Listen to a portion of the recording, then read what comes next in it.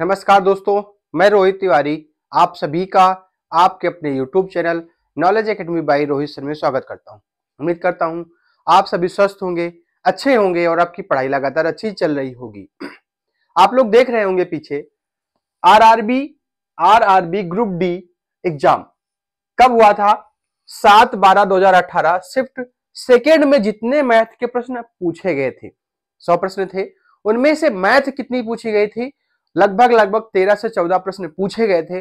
और जो इस डेट को जितने भी मैथ के क्वेश्चन पूछे गए थे वो हम आपके सामने लेके आए हैं। आज वो हम आपके सामने सारे क्वेश्चन लेके आए हैं। विगत वर्षों में जितने किस तारीख को, इस तारीख को पूछे गए प्रश्न है कब? 7/12/2018 शिफ्ट सेकेंड में पूछे गए सारे प्रश्न हैं। इसी प्रकार के प्रश्न प्रतिदिन आपको मिलने वाले हैं। ध्यान दें, आज ये रिकॉर्डेड क्लास है, लेकिन जो कल से क्लास आपकी होगी, मैं आपको समय लिख देता हूं। जो कल से आपकी क्लास होगी, ठीक है, जो दूसरी, आज ये क्लास पहली है, जो दूसरी क्लास होगी वो आपकी क्लास होगी दूसरी। वो जो दूसरी क्लास होगी वो सुबह 10:10 पर, सुबह 10:10 में सुबह प्रतिदिन आपको क्लास, प्रतिदिन आपको क्लास लाइव मिलेगी। क्या मिलेगी? Live class. इसलिए देखिए, प्रश्न और क्वेश्चन और आंसर मिलेंगे, ऑब्जेक्टिव टाइप क्वेश्चन मिलेंगे, और जो प्रश्न पूछे गए हैं प्रीवियस ईयर में वही प्रश्न जैसे एज इट इज, इस प्रकार जो आज की पहली क्लास है सेम टू सेम अगली क्लास भी होने वाली है सभी। इसलिए हमारे साथ जुड़ने के लिए चैनल को सब्सक्राइब जरूर कर लें, वीडियो को लाइक करें और वीडियो अंत तक देखें, अपने दोस्तों के साथ भी शेयर करें। और प्रतिदिन हमसे कल से लाइव जुड़े 10:10 पर, 10:05 पे लाइव आ जाएंगे हम लोग, ठीक है। 10:10 से प्रश्न को स्टार्ट कर देंगे और आप सभी लोग हमसे जुड़े, क्योंकि प्रतिदिन क्लास आपकी मिलेगी और हर दिन एक प्रैक्टिस सेट, जो प्रीवियस सेट जो होगा उसमें से जो मैथ के प्रश्न होंगे उनको निकाल करके सिर्फ मैथ की प्रैक्टिस आपको लाइव दिया जाएगा। लाइव आने का कारण क्या है कि आपको जो चीजें समझ नहीं आई हैं, कमेंट बॉक्स में तुरंत से लिख करके आप कमेंट बता सकते हैं कि ये चीज हमको नहीं समझ में आई है, तो दोबारा बताने की कोशिश की जाएगी। तो आज की क्लास हम इसलिए लाइव नहीं आए हैं ताकि आप लोग सभी लोग हमसे पहले जुड़ जाएं। कल से प्रतिदिन हम लोग लाइव आने वाले हैं 10:10 पे, और ग्रुप डी के मैथ के प्रश्न की चर्चा करेंगे, ठीक है। चलिए हम लोग स्टार्ट करते हैं पहले प्रश्न से। इसलिए सभी लोग चैनल को सब्सक्राइब कर लें और बेल आइकन दबाना ना भूलें ताकि सारे प्रश्न आपको मिल सके। ध्यान दें, ये सारे विगत वर्षों में उसी तारीख को 2018 में पूछे गए प्रश्न हैं, सारे प्रश्न। पहला प्रश्न था, क्या पहला प्रश्न था? पहला प्रश्न था 12% वार्षिक साधारण ब्याज पर, 12% वार्षिक साधारण ब्याज पर 3.5 वर्ष के लिए निवेश की गई राशि 994 रुपए हो जाती है, तो मूल राशि बताएं। साधारण ब्याज की बात कर रहा है। क्या बात कर रहा है? साधारण ब्याज की बात कर रहा है। आप लोग क्या करेंगे? SI बराबर PRT अपॉन 100, PRT अपॉन 100। आपको तुरंत ये याद आ जाएगा, आपको तुरंत ये याद आ जाएगा, ठीक है। तो अब इसमें कहा है जो 994 रुपए की राशि हो जाती है वो कुछ राशि रही होगी, कुछ राशि रही होगी, उसमें से ब्याज जोड़ दिया तो ये क्या ब्याज हो गई? मिश्र धन हो गया। ये कौन सी राशि है? मिश्र धन हो गया। लेकिन आपको पूछा क्या है? मूल राशि मतलब P पूछा है। यहां पर P और SI आपका साधारण ब्याज दोनों दे रखे हैं। तो आप क्या करते हैं? P, अब यहां से आप पहले आपको P निकालना है, आपको मूल राशि निकालनी है, तो आप लोग फार्मूले पे चले जाते हैं। हम लोग फार्मूले पे नहीं जाएंगे, हम लोग फार्मूले पे नहीं जाएंगे, डायरेक्ट क्वेश्चन कैसे सॉल्व करेंगे हम आपको बताते हैं। अगर हम यहां पर राशि को 100 मान लेते हैं, अगर राशि को 100 मान लेते हैं तो SI बराबर हो जाता है, 100 से 100 कट जाता है, SI बराबर हो जाता है RT। कब होता है RT? जब P को हम मान लेते हैं 100, जब हम P को मान लेते हैं 100, ठीक है। जब हमने P को 100 मान लिया तो अब आके प्रश्न खत्म हो गया।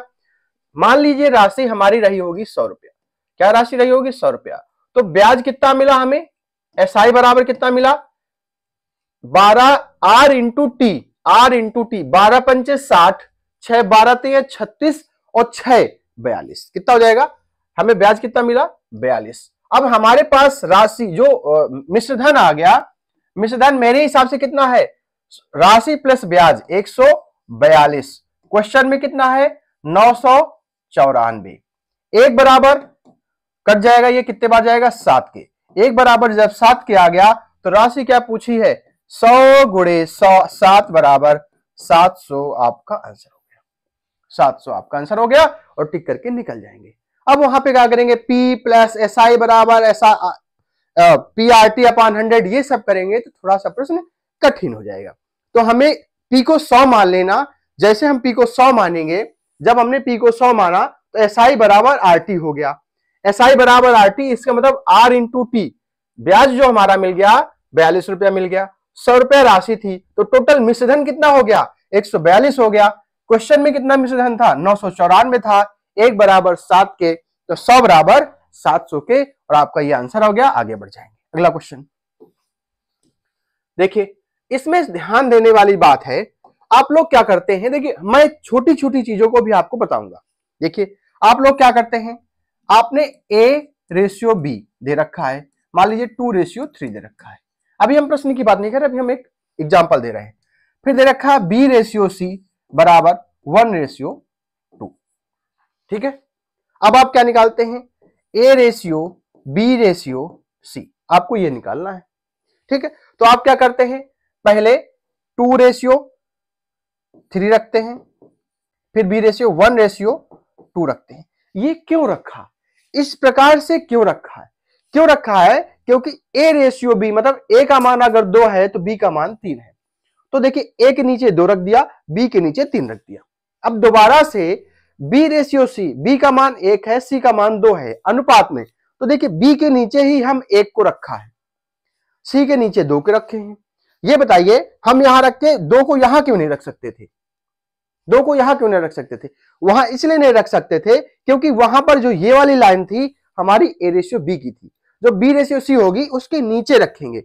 अब आप क्या करते हैं, कुछ इस प्रकार से इसका मल्टीप्लाई किया, फिर इसका मल्टीप्लाई किया, फिर इसका मल्टीप्लाई किया, आपको रेशियो निकल के आ गया। इस तरह से नहीं करना, आपको क्या करना है, ये जो जगह खाली है इसके बगल में क्या लिखा है 3, तो यहां पर भी आप 3 लिख दीजिए। ये जो इसके बगल में जगह खाली है यहां पर क्या है, तो जो जगह खाली है उसके बगल में हमको कब्जा कर लेना है। यहां पर 1 है तो यहां पर भी हमने लिख दिया 1। अब क्या करना है, अब देखना है कि तीनों में से कुछ कॉमन तो नहीं है, अगर नहीं है तो कोई बात नहीं, तो 2:3:6 यह आपका अनुपात आ गया A/B/C का।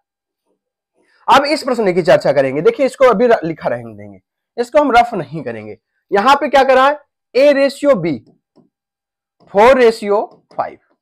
ठीक, अब यहां पे कहा है A/C 3:4। A अनुपात C बराबर दे रखा है 3:4। अब यहां पे था B अनुपात C, अब लेकिन यहां पे कह रहा है A अनुपात C। तो आप लोग ये नहीं कर सकते हैं, देखिए यहां पर C नहीं लिखेंगे। आप सोचे कि यहां पर 4:5 हो गया और A अनुपात C कर दे रखा है तो यहां पे लिख दिया 3 और यहां पे लिख दिया, ये छोड़ दिया जगह, यहां पर C के नीचे लिख दिया 4। भाई ये तो बीच में जगह खाली हो गई ना, हमें बीच में जगह खाली नहीं करना है। यहां रेशियो हमारा गड़बड़ हो जाएगा। जब रेशियो गड़बड़ हो जाएगा, गड़बड़ होना तय है, हमें क्या करना है, जो प्रश्न कह रहा है जिस प्रकार से कह रहा है हमें वैसे ही करना है।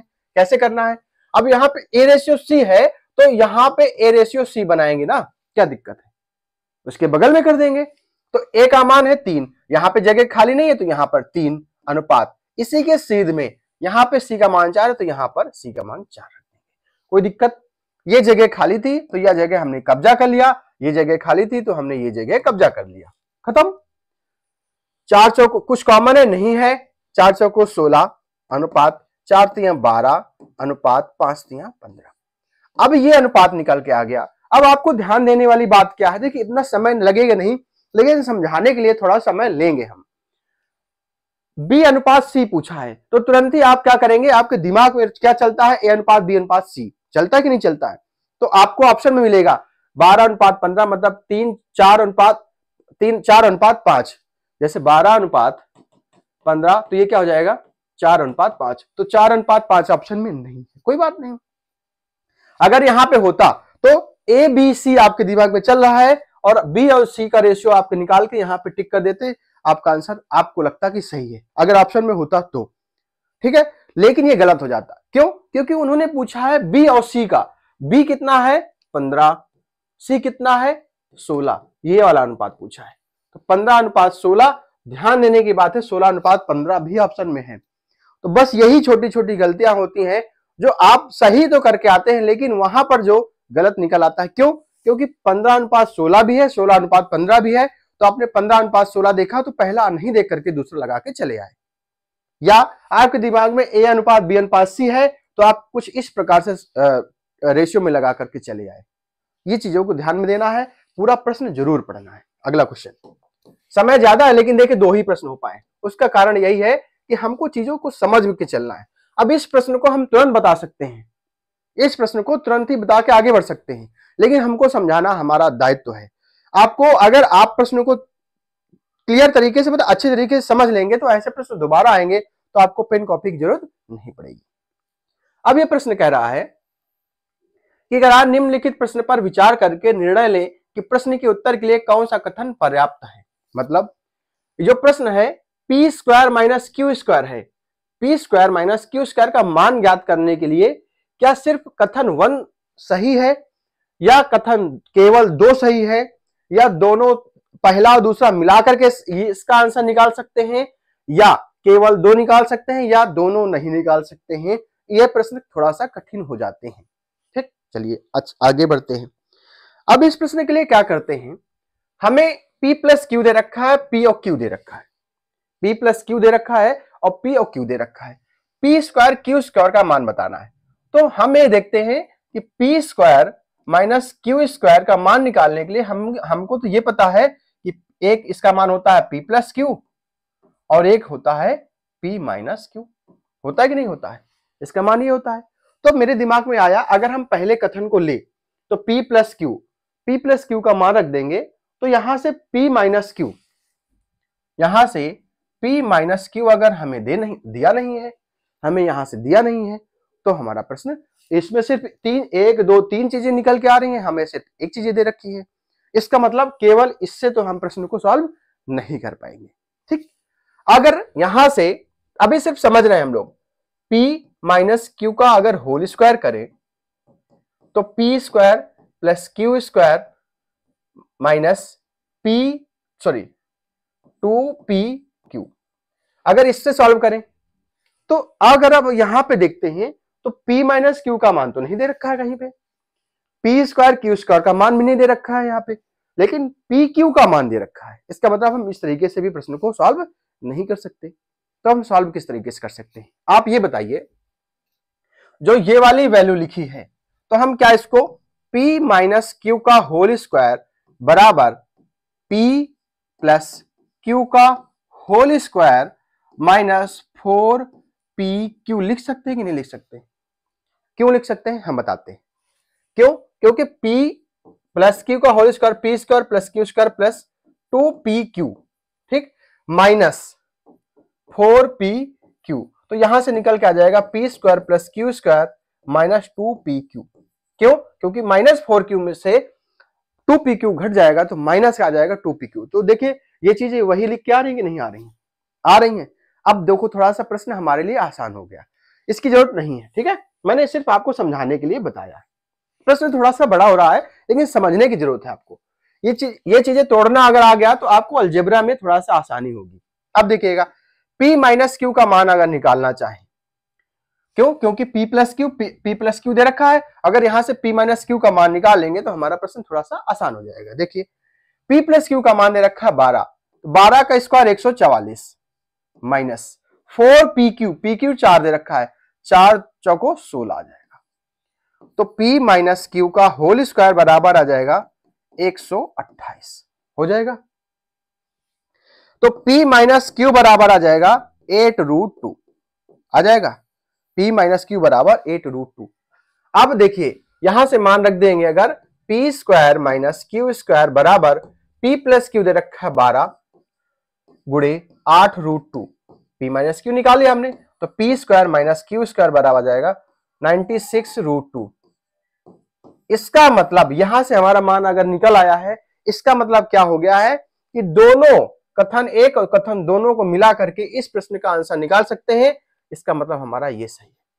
अगर सिर्फ इसी को लेकर के अगर प्रश्न सॉल्व हो जाता तो देखिए पहले को लेकर के तो सॉल्व हो ही नहीं सकता है, केवल दूसरे को लेकर के भी नहीं सॉल्व हो सकता है। ठीक है, तो ये तो गलत और ये भी गलत, बचे दो।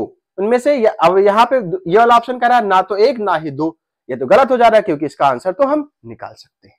अगला क्वेश्चन, इसको एक प्रकार से और कर सकते थे। देखिए आपको सोचना है, आप जितना तोड़ेंगे प्रश्न को, ट्रिक कोई नहीं होती है, ट्रिक आप लोग बनाते हैं। ट्रिक हम लोग जब प्रश्न को सॉल्व करते हैं, 3-4 बार सॉल्व कर लेते हैं तो ऑटोमेटिक हमें ट्रिक आने लगती है। ट्रिक क्या होती है? ट्रिक ये होती है, कैलकुलेशन होती है, ये चीजें आपके दिमाग में चलने लगती हैं, वही ट्रिक हो जाती है। ठीक है, अगला क्वेश्चन 4 नंबर देखिएगा, बढ़िया प्रश्न है, आपके पेपर में ग्रुप डी के पेपर में पूछा जाता है। कह रहा है 48-40 के गुणज बताए, 48-40 के गुणक बताए। क्या बताना? गुणक। तो 48-40 इसको तोड़ लीजिए, 2 फिर 2 से कट जाएगा, फिर 2 से कट जाएगा, 605 आ गया, फिर 5 से कटेगा, 121 आ गया, फिर 11 से कटेगा, फिर 11 से कटेगा 1 आ जाएगा। ठीक है, कोई दिक्कत? तो हमें यहां पता चल गया कि ये किसका गुणज है? 4840 किसका गुणक है? 2 की पावर 3 इंटू 5 की पावर 1 इंटू 11 की पावर 2। तो हमारे गुणज कितना आ जाएगा? गुणक आ जाएगा। अब हमें पावर को 1 बढ़ाइए, 3 1 4 गुणे इसकी पावर 1 है, एक जोड़ दीजिए 2, 11 की पावर 2 में 1 जोड़ देंगे कितना आ जाएगा? 3। तो 4 दूनी 8 3 24, ये हमारा आंसर आ जाएगा। खत्म, ये हमारा आंसर आ जाएगा। इस प्रकार से इस प्रश्न को सॉल्व करना है। अगला क्वेश्चन, जब लाइव कल से आएंगे ना, तो ये अगर चीजें समझ में नहीं आती हैं तो दोबारा से आप कमेंट बॉक्स में कमेंट तुरंत लिखे, हम आपसे पूछेंगे सबको समझ में आ गया कि नहीं आ गया। बिल्कुल आपको लगेगा कि ऑफलाइन क्लास चल रही है। ठीक है, अगला क्वेश्चन है, यदि 8219x 11 से विभाज्य है, ये पूरी संख्या 11 से विभाज्य है, कब होगी? जब x का मान क्या होगा? x का मान यहाँ पे क्या रख देंगे कि ये संख्या पूरी विभाज्य हो जाएगी। तो 11 से विभाज्य करने के लिए एक तरीका होता है 8219x। ठीक है, तो हमें क्या करना है? पहली संख्या, तीसरी संख्या और मतलब कि एक छोड़ करके 8 1 9 प्लस x, कोई दिक्कत? अब 9 2 11। अब या तो इन दोनों का अंतर 0 हो, या तो 11 से विभाज्य संख्या कोई हो। ठीक, तो हम देखते हैं 8 1 यहां पे आ गया 9 प्लस x, यहां क्या 9 2 11। इसका मतलब अगर x का मान अगर 2 रख दें, तो इनका अंतर क्या आ जाएगा? 0 हो जाएगा। इसका मतलब 2 रखने पर ये 11 से विभाज्य हो जाएगी। इसका मतलब x का मान क्या आ जाएगा? 2 आ जाएगा और आगे बढ़ जाएंगे। खत्म। अगला क्वेश्चन देखिए, इस प्रश्न को आप कई तरीके से सॉल्व करते होंगे। ठीक है, इस प्रश्न को आप कई तरीके से सॉल्व करते होंगे, लेकिन आपको इस तरह से सॉल्व नहीं करना। देखिए आप लोग क्या करते होंगे, पहले प्रश्न को पढ़ते हैं। 60 पुरुष किसी कार्य को 17 घंटे में नहीं 17 दिन में करते हैं। 60 पुरुष किसी कार्य को 17 दिन में कर सकते हैं। ठीक, 6 दिनों के बाद 5 श्रमिक ने कार्य छोड़ दिया, तब से कार्य पूरा करने में कितने दिन लगेंगे? ठीक, अब आप लोग क्या करते हैं, पहले तो 60 पुरुष पूरा काम 17 दिन का था। आपने क्या किया कि 6 दिन तक 60 लोगों को 6 दिन तक काम कराया। इसको घटा दिया, बटे कर दिया किससे? कितने पुरुष? 60 में से 5 निकल गए, कितने? 55। अब इससे भाग देंगे, मल्टीप्लाई करेंगे, थोड़ा सा प्रश्न कठिन हो जाएगा। हम आपको प्रश्न बताने हैं कैसे सॉल्व करना है कि प्रश्न जल्दी सॉल्व हो जाए। देखिए 60 पुरुष किसी कार्य को 17 दिन में कर सकते थे। ठीक है, अब 6 दिन तक काम हो गया। पहले 6 दिनों के बाद 5 श्रमिक ने काम छोड़ा, तो 6 दिन तक तो सब लोगों ने साथ में काम किया। 6 दिन तक इसका मतलब 6 दिन तक काम हुआ, तो बचा काम कितना? 60 पुरुष के लिए 17 में से 6 दिन तक काम हो गया, तो बचा काम कितने दिन का? 11 दिन का। ठीक है, और आदमी कितने बचे? 5 छोड़कर चले गए, तो कितने बचे? 5, 55 बचे। कितने दिन में समाप्त हो जाएगा? 11 × 5 = 55, 12 × 5 = 60। कितना आ जाएगा? इसका मतलब वो काम 12 दिन में समाप्त हो जाएगा। देखिए, सेम टू सेम जो चीज यहां पर है वही यहां पर है। बस ये है कि हमने कई तरीके से प्रश्न सॉल्व किए हैं, तो हमें वो चीजें पता है। आपको भी ये चीजें तब पता चलेंगी जब आप प्रश्न को ज्यादा से ज्यादा सॉल्व करेंगे, और हमारी बताई हुई ट्रिक आपको एग्जाम के टाइम में काम नहीं आएगी। क्यों? क्योंकि आप भूल जाएंगे। अगर आप अपनी ट्रिक खुद से बनाएंगे, आप अपना सोल्यूशन खुद से लेंगे, तब आप समझेंगे हमसे। लेकिन जब सॉल्व करेंगे तो आप अपने हिसाब से सॉल्व करेंगे, तरीके से सॉल्व करेंगे, तो वो चीजें याद रहती हैं, ना कि हमारी बताई हुई ट्रिक याद रहती है। ये सच्चाई है। ठीक है, अगला क्वेश्चन देखिए, 21 और 560 का एलसीएम लघुत्तम समापवर्तक क्या होगा? ठीक, तो आपको क्या करना होता है, ये तो पहले ऐसा करें 21 560, ठीक है, इससे करें 2 से, इस तरह थोड़ा सा कठिन हो जाता है। प्रश्न को लघुत्तम समापवर्तक निकालने के लिए हम आपको तरीका बताते हैं। 2 संख्याएं यहां पर हैं, सिर्फ 2 संख्याएं। बड़ी संख्या को हम एलसीएम मान लेते हैं, 560 मान लिया हमने। अब बची संख्या ये वाली 21, इसका मतलब ये 7 × 3 लिखा है, इसको तोड़ लेते हैं। 7 × 3 लिखा है, तो इस हमको लग रहा है कि 7 से तो ये कट रही है, इसका मतलब 560 तो होगा ही होगा, लेकिन 3 से संख्या नहीं कट रही है, तो इसका मतलब 3 से आप और गुणा कर दीजिए, तो ये संख्या 21 से विभाज्य हो जाएगी और 560 से तो विभाज्य हो ही जाएगी। तो 3 1680, इसका मतलब एलसीएम क्या आ जाएगा? 1680, और आपका आ जाएगा आंसर। आगे बढ़ते चलेंगे अगले प्रश्न पर। देखिए, 2 संख्याओं का एलसीएम और एचसीएफ क्रमशः 120 तथा 3 है। पहली संख्या 24 है, तो दूसरी संख्या बताएं। देखिए, एलसीएम गुणे एचसीएफ बराबर होता है पहली संख्या गुणे दूसरी संख्या। एलसीएम दे रखा है 120 गुणे एचसीएफ 3, पहली संख्या 24 है, तो दूसरी संख्या बतानी है। ठीक है, तो ये 8 आ जाएगा, ये कट जाएगा, 15 आ जाएगा। दूसरी संख्या क्या आ जाएगी? 15। खत्म। अगला क्वेश्चन देखिए, 9 नंबर क्वेश्चन। ये सारे प्रश्न जो हमने पहले शुरुआत में स्क्रीन आपको दिखाई थी, वो सारे प्रश्न प्रीवियस ईयर में पूछे गए। ठीक है, देखिए, 12,996 का वर्गमूल बताएं। देखिए, वर्गमूल निकालने के लिए 12,996, आपको ये चीजें पता होनी चाहिए कि 1 का स्क्वायर 1 होता है, 2 का स्क्वायर 4 होता है, 3 का स्क्वायर 9 होता है, 4 का स्क्वायर 16 होता है, 5 का स्क्वायर 25 होता है, 6 का स्क्वायर 36 होता है, 7 का स्क्वायर 49 होता है, 8 का स्क्वायर 64 होता है, ठीक है, 9 का स्क्वायर 81 होता है। ठीक, अब अगर यहां पे लास्ट में 6 है, वर्गमूल निकालना हम आपको बताएंगे, लेकिन अभी सिर्फ आपको ये चीज ध्यान देना, अगर यहां पर 6 है, इसका मतलब कि ये जो वर्गमूल होगा, या तो उसके लास्ट में 6 होगा क्योंकि 36 आ रहा है, या तो उसमें 4 होगा, या तो जो वर्गमूल होगा उसके अंत में या तो 6 होगा या तो 4 होगा।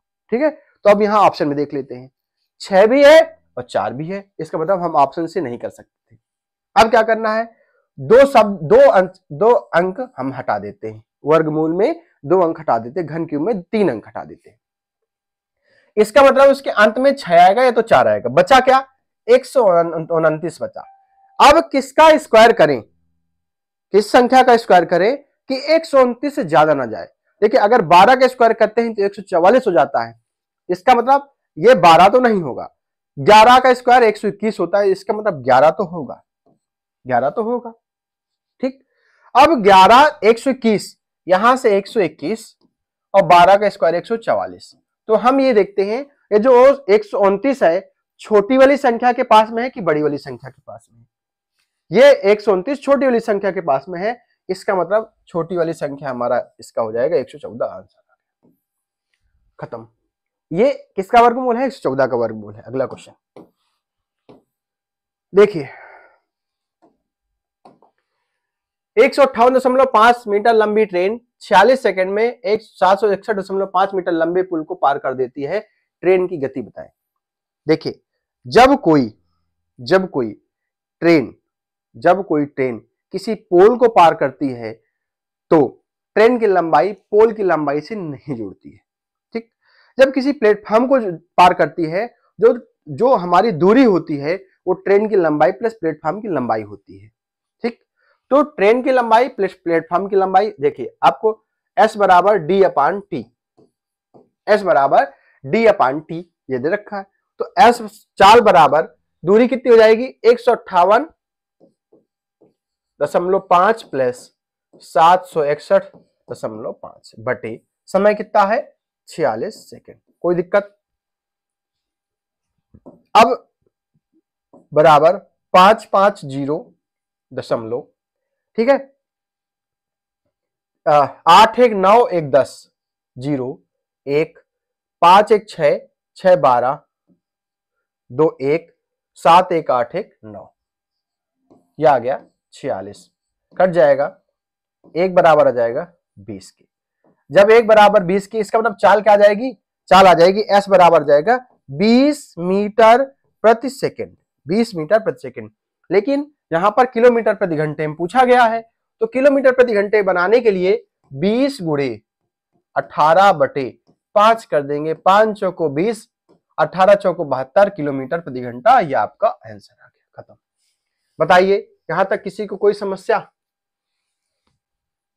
20 गुणे 18 बटे 5, अगर ये किलोमीटर प्रति घंटा होता 20, तो 5 बटे 18 से भाग मल्टीप्लाई करते तो वो किस में बन जाता? मीटर प्रति सेकंड बन जाता।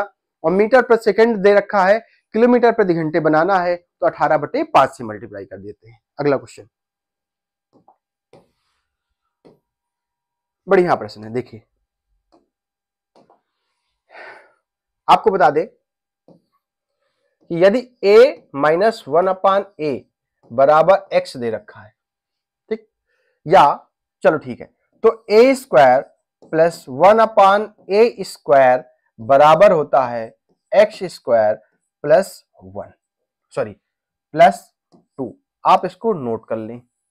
ठीक, अगर a प्लस 1 अपान a बराबर x दे रखा है तो a square plus 1 upon a square बराबर x स्क्वायर माइनस 2 होता है। ठीक, ये भी नोट कर लें।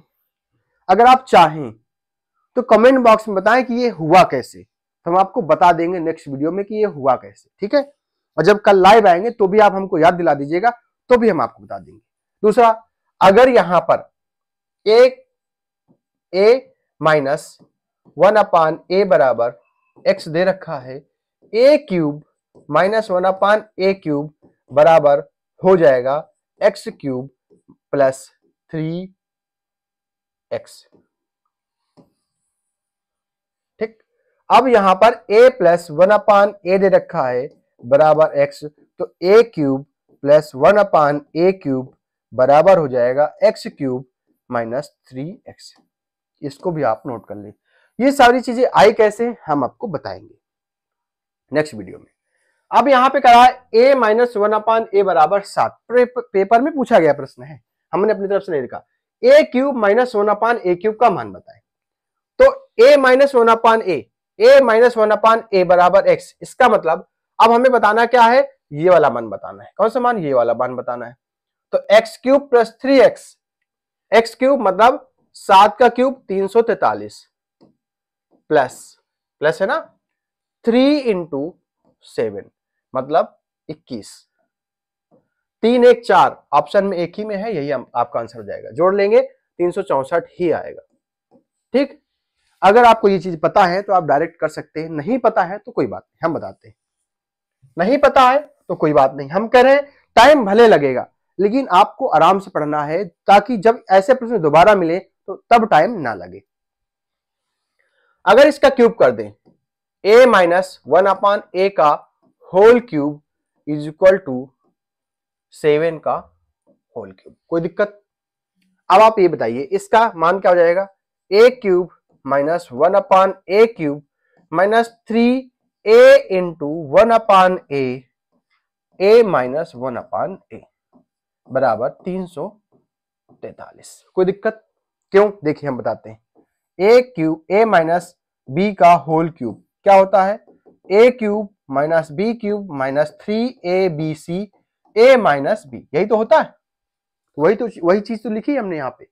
तो a cube minus 1 upon a cube बराबर सॉरी माइनस ये कट जाएगा 3 a माइनस 1 अपान a क्या है 7 गुणे 7 बराबर 343। तो a cube minus 1 upon a cube बराबर 343, ये उधर जाएगा प्लस 21 हो जाएगा। इसलिए वो चीज यहां पे लिखी गई है, डायरेक्ट लिख दी गई है और कोई कारण नहीं है। आपका जाएगा आंसर 364। बताइए यहां तक किसी कोई दिक्कत? अगला प्रश्न, दो संख्याओं का एचसीएफ 30 है, एलसीएम 2310 है, तो दोनों संख्याओं में से एक संख्या 210 है। तो हमने बताया था एलसीएम गुणे एचसीएफ बराबर पहली संख्या गुणे दूसरी संख्या। इसका मान आपको खुद बताना है, आंसर कितना आएगा कमेंट बॉक्स में लिखना है। अगला क्वेश्चन देखिए, एक निश्चित धनराशि पर 5% वार्षिक दर से 3 वर्ष का चक्रवृद्धि ब्याज 3783 है। 3 वर्ष का सीआई दे रखा है 3783 रुपया है। तो समान धनराशि पर समान दर पर समान अवधि पर साधारण के ब्याज क्या करें, ऐसा ही बताना है। अब यहां से पी निकालना है पहले हमको। जब पी निकाल लेंगे तो दर भी दे रखी है, समय भी दे रखा है, तो साधारण ब्याज निकल के आ जाएगा। तो पी निकालने के लिए ब्याज कितना है 5%, तो 5% होता है 1/20। तो हमने कहा पहले साल 20 से 21 हो गई राशि, दूसरे साल 20 से 21 हो गई राशि, तीसरे साल 20 से 21 हो गई राशि। हमने देखा 8,000 रुपए से राशि 9261 हो गई, 9261 हो गई। 8,000 रुपए की राशि 9261 हो गई। क्यों हो गई? क्योंकि 3 साल में 5% का ब्याज मिल रहा था। तो हमें एसआई कितना मिला, सीआई कितना मिला, सीआई बराबर मिला 1261। मेरे हिसाब से सीआई कितना है 3783, कट जाएगा, एक बराबर आ जाएगा 3 के। जब एक बराबर 3 के आ जाएगा तो मूल राशि पी बराबर हो जाएगा 8,000 गुणे 3 बराबर 24,000। ठीक है, तो एसआई बराबर निकल के आ जाएगा 24,000 गुणे, दर सेम है 5% की दर है, समय भी सेम है बटे 100, 0 से 0 कैंसिल हो जाएगा। 5 एसआई बराबर हो जाएगा 5 दिया 15 मतलब 0, 15 चौको 60, 15 दूनी 30, 6 36, आंसर आ जाएगा आपका 3600। खत्म। ठीक, अब हम आपको बताते हैं। देखिए अगर आपको थोड़ा सा आप लॉजिक लगाएं, आप दिमाग लगाएं, जब आपके पास समय नहीं है, बिल्कुल 10 सेकंड का समय है, अब इस प्रश्न को सॉल्व करना है, तो अब पेपर में समय खत्म होता जा रहा है, सबमिट होने का टाइम आ गया, 10 सेकंड बचे हैं। अब यही प्रश्न हमें बच रहा है, इस प्रश्न को सॉल्व कैसे करेंगे? क्योंकि अगर तरीके सॉल्व करेंगे थोड़ा सा कठिन हो जाएगा। जब साधारण ब्याज मिलता है हर साल बराबर मिलता है, चक्रवृद्धि ब्याज मिलता है, ब्याज का ब्याज मिलता है, तो इसका मतलब ये इसके नजदीक आने के लिए हमें बराबर बराबर प्रतिवर्ष करना पड़ेगा। तो क्या 12 3 36, इसका मतलब हर साल हमें 1200 रुपया, हमने पहला ऑप्शन मान लो उठा लीजिए। ठीक है, 1200 1200 1200। ठीक है, अब चक्रवृद्धि ब्याज की बात करें तो 12 पंचे 60, पहले साल 60, दूसरे साल 60 प्लस ये वाला 60 प्लस 60 का 6 पंचे 30 3, इसका मतलब टोटल जोड़ेंगे देख लीजिए आपका 3783 आ रहा है। आपका आंसर आ गया 3600। खत्म। लॉजिक लगाइए, जब आप प्रश्नों को ज्यादा से ज्यादा सॉल्व कर लेंगे ये चीजें आपके मन में तुरंत आने लगेंगी। अगला क्वेश्चन देखिए, और ये लास्ट क्वेश्चन है। 200 रुपए की राशि 10% वार्षिक चक्रवृद्धि ब्याज की दर से 2 वर्ष का निवेश किया गया। ठीक है, यदि ब्याज की दर 20% होती तो समान अवधि में निवेशक को कितना अतिरिक्त ब्याज प्राप्त होता? 200 रुपए की राशि 10% है, तो 200 गुणे 10 कितना हो जाएगा 20। पहले साल 20 रुपया ब्याज मिला, दूसरे साल भी 20 रुपया ब्याज मिला, प्लस 20 का 10% 2 रुपया ब्याज मिला। इसका मतलब टोटल उसको कितना मिला 42 रुपया मिला। ब्याज कितना मिला 42 मिला। अब अगर दर 20% हो जाए तो पहले साल 40 मिलेगा, दूसरे साल 40 मिलेगा, प्लस 40 का 20%, कितना, 4 दूनी 8, कितना मिल जाएगा, 88 मिल जाएगा। कितना मिल जाएगा, 88 मिल जाएगा। उसको कितना अधिक ब्याज मिला, 88 से घटा दीजिए, कितना ब्याज अधिक मिला, 46 रुपया मिला, और आपका आंसर आ जाएगा। खत्म। यहां से पूरे प्रश्न आपके खत्म होते हैं। अब मिलते हैं कल से प्रतिदिन 10:10 पर। कितने बजे? आपको कल से 10:10 AM, सुबह 10:10 पर आपको प्रतिदिन ग्रुप डी से संबंधित जो प्रश्न प्रीवियस ईयर में पूछे गए हैं उनको आपको प्रतिदिन मिलने वाले हैं। इसलिए हमसे जुड़े, चैनल को सब्सक्राइब करें, और अगर आपको वीडियो अच्छा लगा हो तो वीडियो को लाइक करें, बेल आइकन दबाना ना भूलें। धन्यवाद।